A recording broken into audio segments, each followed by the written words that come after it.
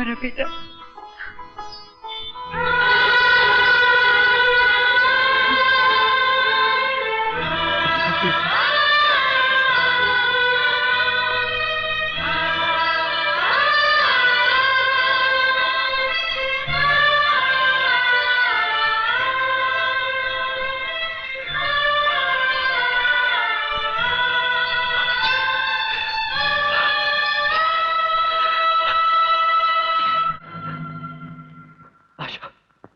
इसे यहाँ क्यों लाई हो? क्यों बताया इसे सब कुछ? मैंने तुमसे वचन दिया था ना, फिर क्यों बताया इसे? इसने मजबूर किया, तुम हो गई। तुम इसे इसके बाप से नहीं, इसकी बदनसीबी से मिलाने लाई हो। तुम नहीं जानती, मैं इसके लिए शर्मिंदगी के सिवा और कुछ नहीं हूं। जाओ, चले जाओ। ये आप क्या कह रहे हैं बाबा? क्या 25 साल के फासले ने खून की गर्मी को इतना ठंडा कर दिया कि बेटे को देखकर बाप के जज्बात ने करवट तक ना ली? क्या इन पत्थर की दीवारों में रहते रहते आपका दिल भी पत्थर हो गया, जिस पर ना बेटे के आंसू असर कर सके और ना ही मां की सिसकियां? सच तो यह है कि आपको अपनी औलाद से मोहब्बत ही नहीं रही, और होगी भी क्यों? मोहब्बत तो उससे होती है जिसे अपने हाथों से खिलाया हो, उंगली पकड़कर चलाया हो, कभी गुस्से से डांटा हो और कभी प्यार से गले लगाया हो। लेकिन मैं बदनसीब मां की गोद में रहा तो बोझ बनकर, और बाप के सीने में रहा तो जख्म बनकर। चला जाऊंगा मैं बाबा। बस एक बार मुझे अपने सीने से लगा लो। 25 साल तड़पा हूं मैं इस प्यार के लिए बाबा, 25 साल तड़पा हूं। ना मत करना, वरना तेरा ये बेटा टूट जाएगा। बाबा एक बार मुझे अपने गले से लगा लो बाबा। बाबा प्लीज, बाबा सीने से लगा लो मुझे बाबा। बाबा, बाबा।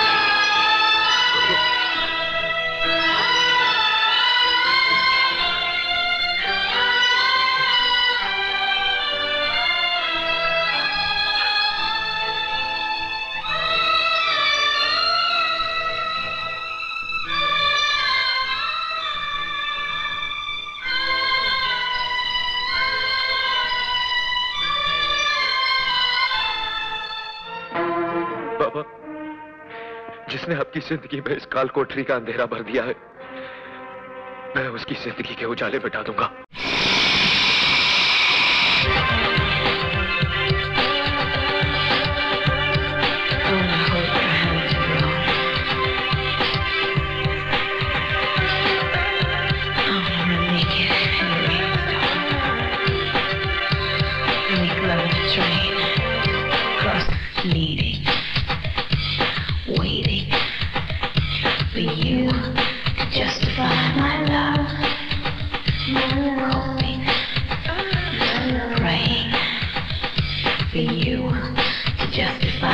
राय बहादुर, पहचान इस औरत को। कौन हो तुम? वक्त ने तेरी यादाश्त को भले ही खोखला कर दिया हो, लेकिन तेरा दिया हुआ हर जख्म मेरी मां के दिल में उतना ही ताजा है जितने मेरे दामन पर मेरे बाप के आंसू। किसकी बात कर रहे हो तुम? उस डॉक्टर की जो आज तक उस जुर्म की सजा भुगत रहा है जो उसने नहीं किया। उस सुहागन की जो सारी जिंदगी तेरे कारण विधवा बनी रही, और उस बेटे की जो तेरी वजह से सारी उम्र बाप के प्यार को तरसता रहा। ओह, तो तुम डॉक्टर रवि मल्होत्रा के बेटे हो? हाँ, मैं उसी मजलूम का बेटा हूं। लेकिन आज मैं तुझे तेरी चौखट पर चेतावनी देने आया हूं कि ये तेरी जिंदगी का आखिरी जश्न है, तेरी शराब का आखिरी प्याला, और ये रात तेरे सुकून की आखिरी रात होगी, क्योंकि कल सुबह के सूरज के साथ तेरी बर्बादी की शुरुआत होगी। राय बहादुर, चल बा।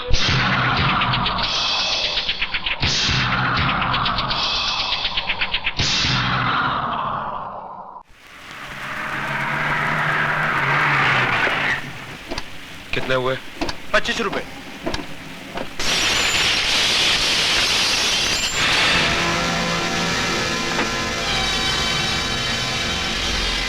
देखो, ये उसी डॉक्टर की बीवी है जो ऑपरेशन करके बच्चों का दिल निकाल लेता था। साहब तो जेल में सड़ रहा है और सपोले को जवान करके ले आई हमारे बच्चों को टसवाने। लेकिन इस नागिन को हम अपनी बस्ती में बिल बनाने नहीं देंगे। नहीं बनाने देंगे।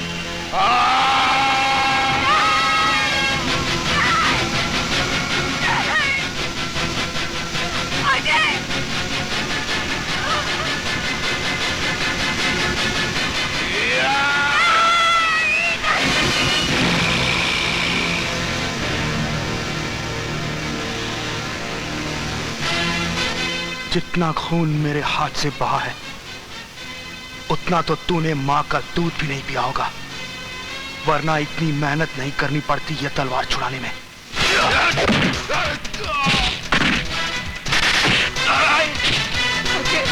अजय बेटा, अजय, अजय, होश में आ जाए, अजय।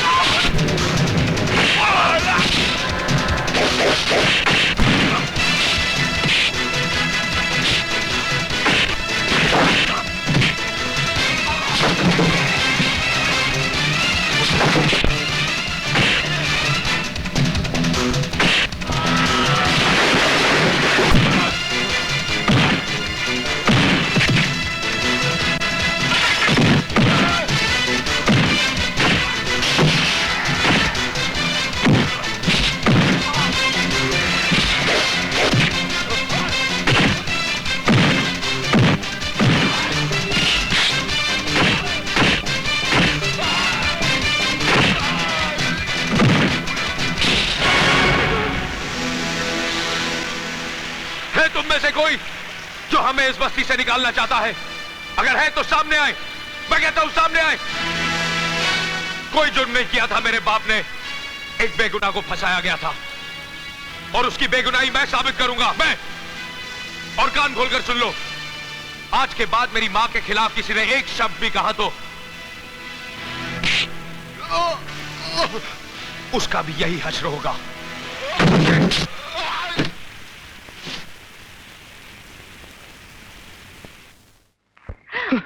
क्या कर रहा है? दवा तो लगाने दे। नहीं लगानी। अरे पर खून बह रहा है बेटे। तो बहने दो ना, तुझे इससे क्या? बेटा समझती तो मार बेटे मुझे इस तरह छोड़कर नहीं चले आते। तू समझता क्यों नहीं? हमें खुद ही अपना अंजाम मालूम नहीं। देखा ना, तूने अपनी आंखों से देखा है कि हम मौत के मुंह में आ गए हैं।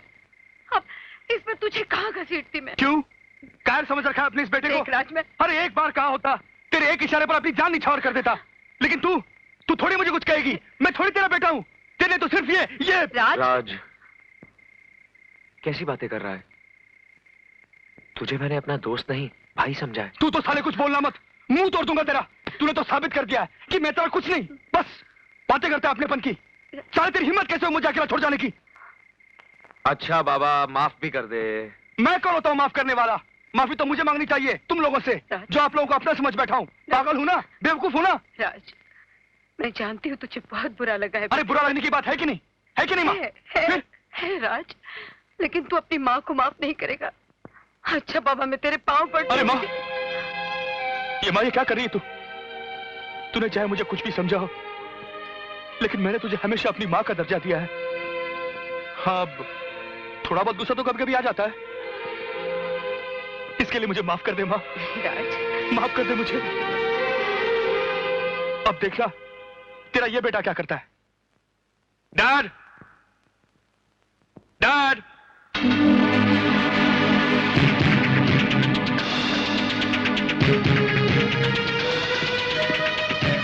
नमस्ते अंकल। नमस्ते।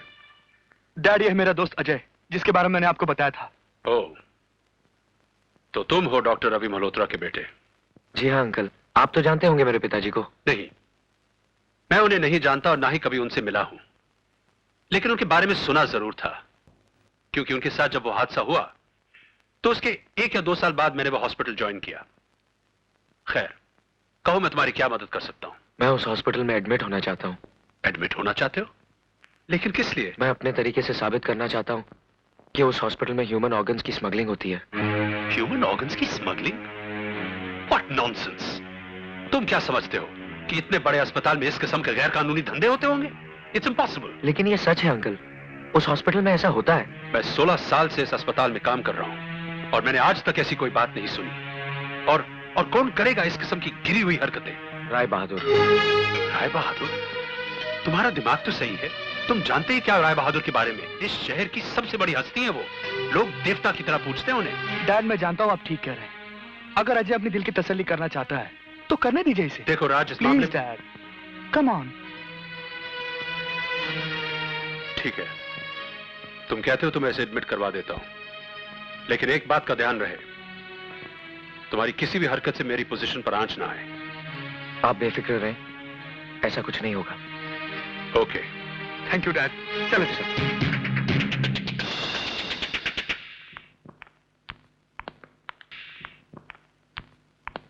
This is your bed.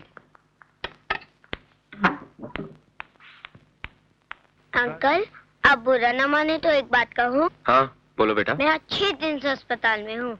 यहाँ जो भी आता है रोते हुए आता है, चिल्लाते हुए आता है, मर गया, मर गया। मगर आप तो एकदम फिट हैं, फिर आप क्यों भर्ती हुए?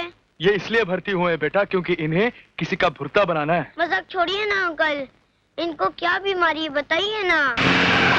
मैं बताता हूँ, इनके दिमाग में कीड़े हो गए, उसी का इलाज करवाने आए।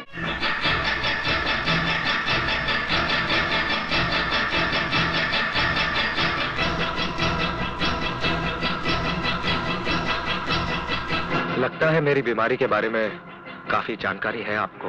हाँ, इस बीमारी को अच्छी तरह पहचानता हूँ मैं। यही बीमारी इसी अस्पताल में एक डॉक्टर को भी हो गई थी। हमने उसका ऐसा इलाज किया कि अब उसे कोई तकलीफ नहीं। लेकिन आप मुझ पर वही ट्रीटमेंट दोहराने की कोशिश मत कीजिएगा, वरना। फिक्र मत करो, तुम्हारा इलाज पूरी जांच पड़ताल के बाद बहुत ही खास डॉक्टरों से करवाया जाए। ये इलाज तुम्हें बहुत महंगा पड़ेगा। महंगे सस्ते की फिक्र मैं नहीं करता, बस इलाज इस तरह होना चाहिए कि बीमारी का नामो निशान तक बाकी ना रहे। यकीनन ऐसा ही होगा, क्योंकि हम उस मरीज में जाती दिलचस्पी लेते हैं जिसका रोग हमारे लिए चैलेंज बन जाए। और इसका नमूना कल सुबह होने से पहले हम तुम्हें दिखा देंगे।